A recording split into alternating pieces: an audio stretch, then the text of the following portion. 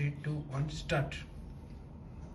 Kalinga TV रे अछंती doctor संतृप्त मिश्र Rajya Sabha member एवं पॉलिटिकल एडवाइजर टू नवीन पटनायक आसंतु कथा हबा सर प्रथमे वेलकम टू कलिंग टीवी दर्शक मान नमस्कार थैंक यू सर सर जो भली भाबरे डिलिमिटेशन बिल टा कली पार्लियामेंट रे फेल हैला Naveen Patnaik played a great role to see women reservation bill टा को पूरा सपोर्ट करंती किंतु डिलिमिटेशन बिल रे जो भली भाबरे येला सेथे अनेक एठी राजनैतिक चर्चा जे क्रेडिट गोस टू नवीन पटनायक सेटा को आपण कोइसा देखिबे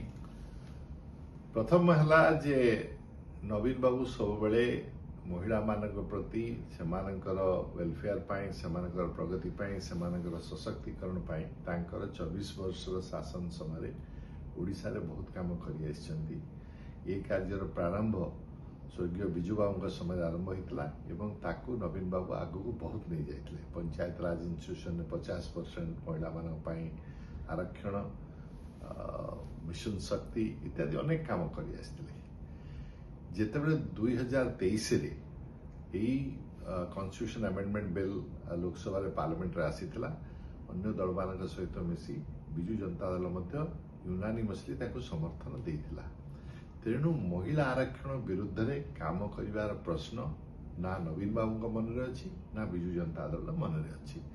जदि ए विषय कहीं धारणा भ्रांत धारणा रखि थांती से माने नवीन बाबूंकर विजु जनता दल ट्रैक रेकर्ड ओडिसा रे 24 वर्ष पय देखिबार अछि सेठारु आ बेसी प्रमाण आवश्यकता नाही किंतु जो भली भाबे 23 मसिया पर ये विधायक आसीथिला वर्तमान एटा बुझिबा काहरी पक्षरे संभवपर हैला नाही नवीन बाबू जिते विधायकर प्रोविजन गुड़िक अध्ययन कले से स्पष्ट हो गला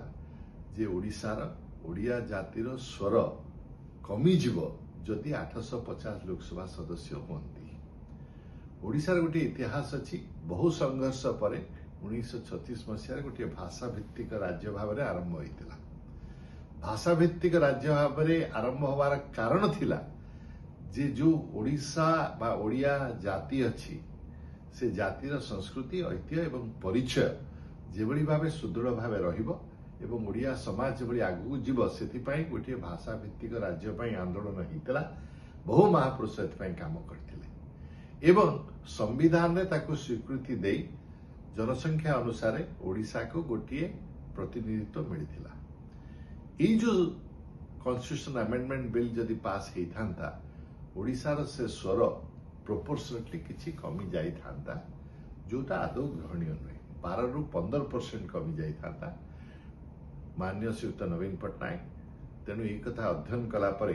ए विषय चिठी ओडिशार मुख्यमंत्री को लिखिले ओडिशार समस्त एमपी को दलमत निर्विशेष लिखिले कहीं ना अनेक कथा एभली अच्छी जीवन में जोटा राजनीति ऊर्ध्वर रहिबार अछि जेतेबेले लोकप्रतिनिधि माने दिल्ली को आसीचंती ओडिशारू सबुबले तांकर प्राथमिकता ओडिशार इंटरेस्ट कौन ओडिशार हितरे कौन सीटा मन रहिबा कथा सेथिपाई माननीय श्रीयुक्त नवीन पटनायक लिखिथिले ए विषय चर्चा हला बेले तांकर चिठीर मध्य गुरुत्व अन्य मानक मन रे थिला अनेक विरोध दल एई प्रश्न उठाउथिले जो गुड़िक नवीन बाबू उठैथिले किंतु नवीन बाबू अनेक प्रश्न उठैथिला जेटा केवल ओडिशार स्वार्थ पाई उठैथिले तांकर एते राजनीतिक उद्देश्य किछि नथिला जदि ए बिल रे गारंटी दिया जाई थांता जे ओडिशार जो प्रोपोर्शनेट इंटरेस्ट अच्छी लोकसभा रे सेटा को प्रोटेक्ट करा जिवो नवीन बाबू प्रस्तुत थिले जे बिजु जनता दल मध्य समर्थन करिवो तेनु वर्तमान देखिला पर एसो परिस्थिति एटा आनंदजनक जे जो बिल टी ओडिशार स्वर को दिल्ली रे क्षण करि थांता से बिल टी पास हैला नहीं एवं ओडिशार स्वार्थ प्रोटेक्टेड रहिला सर ये गोटे क्वेश्चन होची जेमति आपण कहले दुईटी लेटर लिखिथिले नवीन पटनायक गोटे चीफ मिनिस्टर को विशेष सत्र डाकंतु एवं समस्त एमपी मानकु कांग्रेस हो बीजेपी को लिखिथिले एवं एटा मध्य नवीन पटनायक निर्देश क्रमे हेची मल्लिकार्जुन खड़गे इंडिया मेंटर से जेतेबेले डकैथिले मीटिंग सेथिरे नवीन बाबू का आदेश क्रमे आपनकर राज्यसभा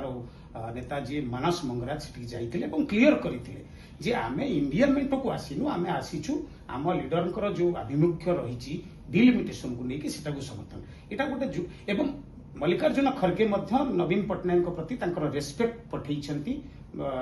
ସାହାଯ୍ୟ କରିଥିବାରୁ ମାନସ ମଙ୍ଗରାଜ ଖାତରେ ଏଇ ଯୋଉ ଜିନିଷଟାକୁ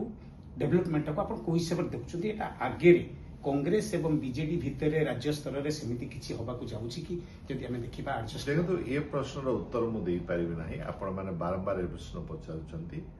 ଅତୀତରେ ମଧ୍ୟ ଅନେକ ସମୟରେ ଏ ପ୍ରଶ୍ନର ଉଠାଯାଇଛି ଆମର ବିଜେପି ସହିତ ସମ୍ପର୍କ। ସେତେବେଳେ ମଧ୍ୟ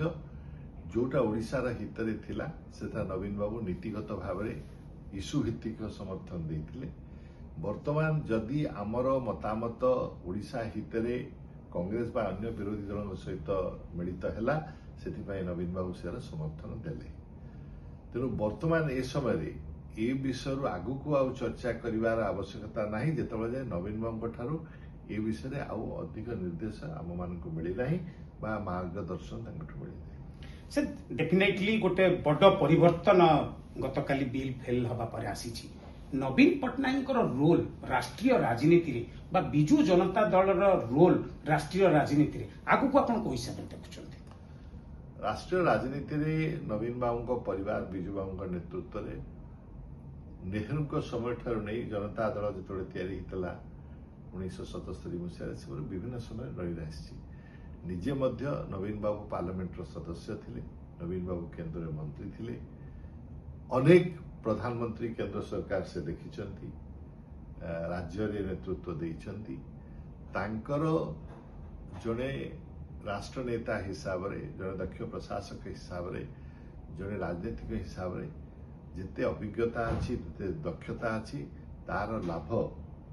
ଭାରତକୁ ମିଳିପାରିଲେ ସେଟା ଭଲ କଥା। ମୁଁ ଆଶା କରେ ସବୁବେଳେ ଯେ ଏଭଳି ଯେତେବେଳେ ଗମ୍ଭୀର ସମସ୍ୟା ସାମ୍ବିଧାନିକ ହଉ, ରାଷ୍ଟ୍ରଗତ ହଉ, ଯଦି ଶାସକ ଦଳ ହୁଅନ୍ତୁ, ଅନ୍ୟମାନେ ନେତୃବୃନ୍ଦ ହୁଅନ୍ତୁ, ଅନ୍ୟ ରାଜ୍ୟର ହୁଅନ୍ତୁ, ଯଦି ନବୀନ ବାବୁଙ୍କ ପ୍ରତି ପହଞ୍ଚିବେ, ତାଙ୍କଠୁ ସବୁବେଳେ ଗୋଟେ ପ୍ରପର ସଜେସନ ଏ ବିଷୟରେ, ମ୍ୟାଚ୍ୟୁର ସଜେସନ ଯାହାକୁ କହନ୍ତି, ତାଙ୍କଠୁ ପାଇବେ। ସେଥିପାଇଁ ଆପଣମାନେ ଅନେକ ସମୟ ଦେଖିଥିବେ ବିଭିନ୍ନ ଦଳର ନେତାମାନେ ଯେତେବେଳେ ଯାଉଛନ୍ତି ଭୁବନେଶ୍ୱର, ସମସ୍ତେ ସୌଜନ୍ୟମୂଳକ ସାକ୍ଷାତ ନବୀନ ବାବୁଙ୍କ ସହିତ କରୁଛନ୍ତି ଏବଂ ସେ ବିଷୟରେ ଚର୍ଚ୍ଚା କରୁଛନ୍ତି। ମୋର ଶେଷ ପ୍ରଶ୍ନ ରହିବ ଡକ୍ଟର ମିଶ୍ର, ବିଜୁ ଲିଗାସି କି ନେଇ ଯେମିତି ଗତକାଲି କିଛି ଲୋକ ଓଡ଼ିଶାରେ ସେମାନେ କହିଲେ ଆମେ ବିଜୁ ପଟ୍ଟନାୟକଙ୍କର ପ୍ରପର ଲିଗାସିକୁ ରଖିଛୁ, ସେମାନଙ୍କ ପ୍ରତି ଆପଣଙ୍କର ମେସେଜ କଣ ରହିବ? କାଲି ଦିଲ୍ଲୀରେ ମଧ୍ୟ ଆପଣମାନେ ଫଙ୍କସନ କରିଥିଲେ ବିଜୁ ଲିଗାସିକୁ ନେଇକି। ପ୍ରଥମ କଥା ହେଲା, ବିଜୁ ବାବୁ ଥିଲେ ଜଣେ ରାଷ୍ଟ୍ରନେତା, ଅଦ୍ୱିତୀୟ ରାଷ୍ଟ୍ରନେତା, ଯାହାଙ୍କ ସ୍ମୃତିରେ ସ୍ମୃତିଚାରଣ କରିବା, ତାଙ୍କର ଦିଆଯାଇଥିବା ଦର୍ଶନ ମାର୍ଗଦର୍ଶନକୁ ମନେ ପକାଇବା, ପୁନର୍ବାର ନିଜକୁ ସେ ଦର୍ଶନ ଫିଲସଫି ପ୍ରତି ସମର୍ପିତ କରିବା, ଏସବୁ ଭଲ କଥା। କିନ୍ତୁ ପ୍ରଶ୍ନ ଆସୁଛି, ଅନେକ ବର୍ଷ ହେଲା, ଏଟା 29ତମ ତାଙ୍କର ତିରୋଧାନ ଦିବସ ଥିଲା। ବିଗତ 29 ବର୍ଷ ହେଲା କଣ ଲୋକମାନେ କରୁଥିଲେ, 3 ବର୍ଷ ହେଲା କଣ କରୁଥିଲେ, 2 ବର୍ଷ ତଳେ କଣ କରୁଥିଲେ, ହଠାତ୍ କେମିତି ମନେ ପଡ଼ିଗଲେ ଯେ ବିଜୁ ବାବୁ ମହାନ ପୁରୁଷ ଥିଲେ, ଆମେ ତାଙ୍କ ସାଙ୍ଗେ କାମ କରିଥିଲେ। ତାଙ୍କ ଲେଗେସି, ବିଜୁ ବାବୁଙ୍କ ଲେଗେସିଟା କୋଉଠି ଗୋଟେ ଚୌକି ନୁହେଁ ଯେ ଯିଏ ହେଲେ ନେଇଯାଇପାରିବେ। ଏଇଟା ଗୋଟେ ଦର୍ଶନ, ଏଇଟା ଗୋଟେ ଚିନ୍ତାଧାରା, ଏଇଟା ଗୋଟେ ସଚେତନତା। ସେଇଟାକୁ ପ୍ରତ୍ୟେକ ଦିନ ଯିଏ ଦେଖଉଛି, ସେ ହିସାବରେ ନିଜ ଜୀବନ ପାଳନ କରୁଛନ୍ତି, ତାକୁ ଆଗକୁ ବଢାଇବା ପାଇଁ ଯିଏ କରୁଛନ୍ତି, ସେଇମାନେ ହଉଛନ୍ତି ବିଜୁ ଲେଗେସିର ପ୍ରକୃତ ସକ୍ସେସର। ସାମାନ୍ୟ ଟେମ୍ପୋରାରୀ ରାଜନୈତିକ ଫାଇଦା ପାଇଁ କିଛି ଲୋକ ଏକାଠି ହେଇ ଆମେ ବିଜୁ ଲେଗେସିକୁ ବଞ୍ଚେଇ ରଖୁଛୁ, ଗୋଟେ ସଭା କରିବା, ଏ କରିବା, ସମସ୍ତଙ୍କୁ ସ୍ୱାଗତ କରିବା ପାଇଁ, କିନ୍ତୁ କାହିଁକି କରୁଛନ୍ତି ସେଥିପାଇଁ ନିଜେ ସ୍ପଷ୍ଟ ହେବାର ଉଚିତ ଏବଂ ଜନସାଧାରଣ ମଧ୍ୟ ସେ ବିଷୟରେ ସ୍ପଷ୍ଟ ଅଛନ୍ତି କାହିଁକି ଏଟା କରାଯାଉଛି। କଳିଙ୍ଗ ଟିଭି ସାଙ୍ଗରେ କଥା ହେବା ପାଇଁ ବହୁତ ବହୁତ ଧନ୍ୟବାଦ ଡକ୍ଟର ସନ୍ତୋଷ ମିଶ୍ର। କ୍ୟାମେରାମ୍ୟାନ ସଂଗ୍ରାମ ସହିତ ମୁଁ ଆଶୁତୋଷ ରାଉତ, କଳିଙ୍ଗ ଟିଭି, ଦିଲ୍ଲୀ।